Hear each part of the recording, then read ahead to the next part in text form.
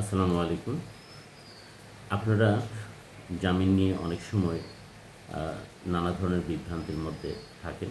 তো আজকে যে বিষয়টা আমি আলোচনা করব, এটা জানলে আপনি অবাক হবেন যে জামিনযোগ্য কোনো অপরাধে কোনো ব্যক্তি যদি দণ্ডিত হয় এবং সেই দণ্ডিত ব্যক্তি যদি তার বিরুদ্ধে প্রদত্ত দোষী সাব্যস্ত করে দেয়া দণ্ডকে চ্যালেঞ্জ করতে চায়, তাহলে তিনি সেটাকে আপিল করতে পারবেন এবং আপিল আদালতে তিনি নতুন করে আপিল অ্যাডমিশনের সঙ্গে সময় জামিনে মুক্তি তাকে চাইতে হবে, অর্থাৎ জামিন নিতে হবে।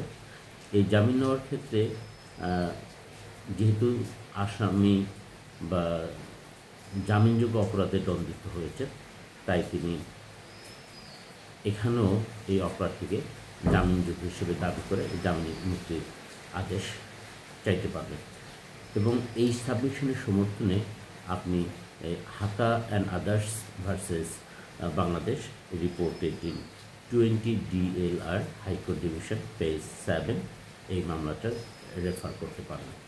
এখানে সুস্পষ্টভাবে বলা হয়েছে যে a person convicted of bailable offense, an appeal, filing an appeal, the convicted is entitled to bail as a matter of right. অর্থাৎ এই হাতা and others versus the state 20 DLR page 7 এখানে হাইকোর্ট ডিভিশন সুস্পষ্টভাবে বলেছেন যে appeal bailable অফেন্সে দণ্ডিত কোনো ব্যক্তি আপিল আদালতে as a matter of right হিসেবে জামিন মুক্তির দরখাস্ত দিতে পারবে এবং জামিনে মুক্ত হতে পারবে।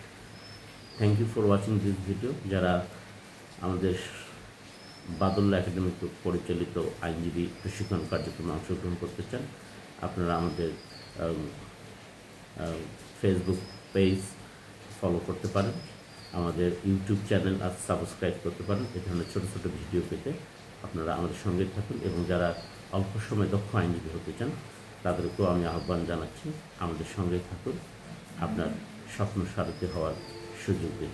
Thank you so much.